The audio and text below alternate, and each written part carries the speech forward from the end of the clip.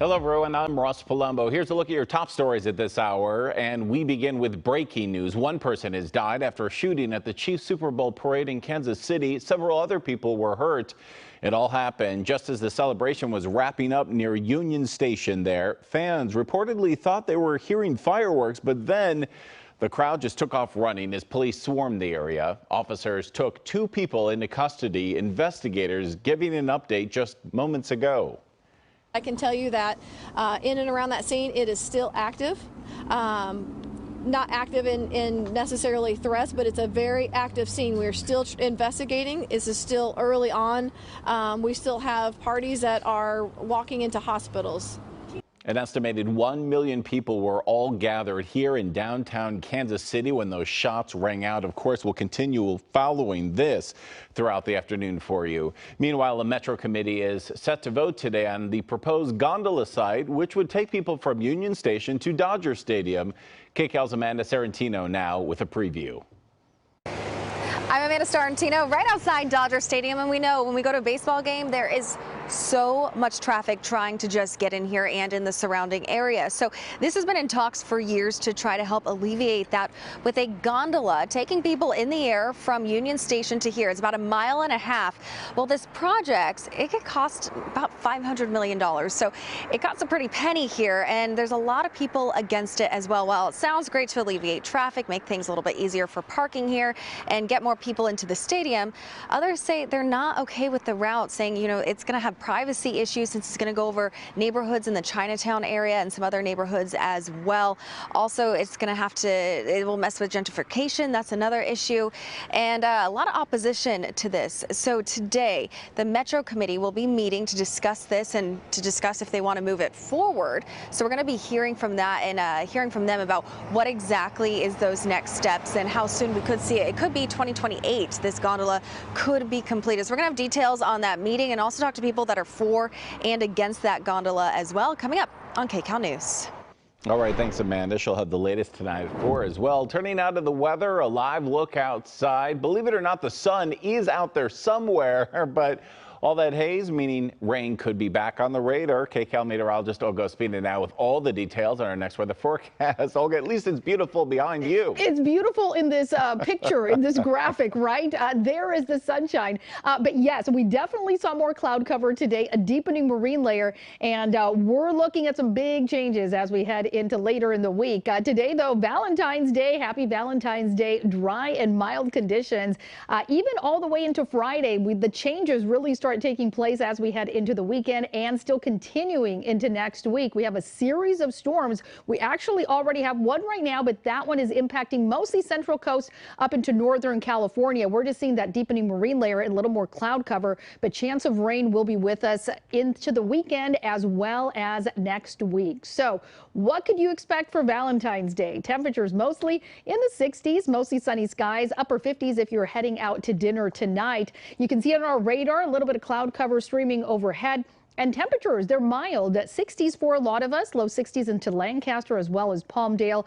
We're feeling 64 in downtown Los Angeles as well as Pasadena. If you're heading out in Orange County, mid 60s in Mission Viejo, Foothill Ranch, into the Inland Empire, plenty of 60s and even some 50s as well, 53 degrees for Moreno Valley. And as we head into the mountains, we are also feeling some very cool temperatures, 45 degrees in Big Bear City. So let's talk about this afternoon. Numbers still running slightly below average with low 60s along the coast, mid 60s for LA Inland Orange County, the valleys and the Inland Empire, as well as the high desert. For the mountain areas, upper 40s is what we're expecting. Temperatures still in the 60s over the weekend, but here comes the rain already by Saturday night into Sunday and into next week. I'm tracking a series of storms that are going to bring us some wet weather over the extended period. Again, already by the weekend, starting to feel those impacts. And you can see here in our rain chances over the next 7 days, it still continues into much of next week. So let's take a look in Futurecast. Here's a look at what happens as we head into Friday. Look at this big storm sitting just offshore in the Pacific, and that's going to start moving in, impacting Northern California on Saturday. For us, actually, most of Saturday is going to be dry, but a chance of rain as we head into late in the day. And here comes another wave of rain. The heaviest at this point appears to be Sunday into Monday, bringing us some widespread rain. The good news with this is kind of good news, bad news. We're expecting lesser amounts than we did with this previous atmospheric river event. However, because the ground is so saturated, we could still be seeing a lot of impacts as far as mudslides and landslides. So we'll definitely be keeping an eye on that. Ventura County could be hardest hit out of LA into Orange County as well as the Inland Empire. And there is a chance of this rain still continuing into Wednesday. Temperature wise, we'll continue things in the 60s with numbers actually climbing into the low 70s by Friday for LAOC Metro, and then numbers continuing cool and that wet weather pattern setting up especially by Sunday into Monday, and still continuing with some lingering moisture as we head still through midweek. So get ready and get those umbrellas back out. Ross. Olga, I'm not even looking at that Sunday forecast. Tonight's going to be okay. Today, exactly. Today is good. All right, thanks a lot. And of course, you can tell by Olga's beautiful dress, it is Valentine's Day. Tying the knot today for many people on this day of love. KCAL's Michelle Geely now at the OC Registrar's office for the Valentine's Day nuptials. Today, Valentine's Day, for obvious reasons, is the most popular day to be married here in Orange County. I'm standing upstairs inside of the old county courthouse, and I can tell you it is buzzing with brides and grooms. The clerk recorder who's in charge of all of this says that he's extending his hours because of the popularity of all of this. A wedding's about to take place right behind me here in this Superior courtroom.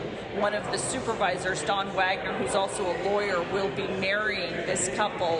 One of them was on his staff. Now, there will be at least 230, 240 couples married in Orange County today in this old courthouse and two other locations, that being in Anaheim as well as in Laguna Hills. In order to get married, you have to be 18 years old. The process is pretty simple. There are still slots available for walk-ins. You will pay $89. You need to bring your identification. In some cases, you have to have a witness, and as I said, you need to be 18 years old. So this place is just bursting with love today. There are brides like the one here behind me in beautiful gowns. Others are just coming in street clothes, all happy, of course, to be getting married to the loves of their lives. We met a couple who've been dating for about 5 years. We met another couple who've just been dating for about 6 months, and then another who will be welcoming a baby in about a month. So all kinds of stories here, and as I said, this place today represents love. And you just heard it from Michelle. There are still slots still open at the OC Registrar's office. Happy Valentine's, everyone. This has been The Rundown. Thanks for joining us. We'll be back live at 3 right here on CBS News Los Angeles.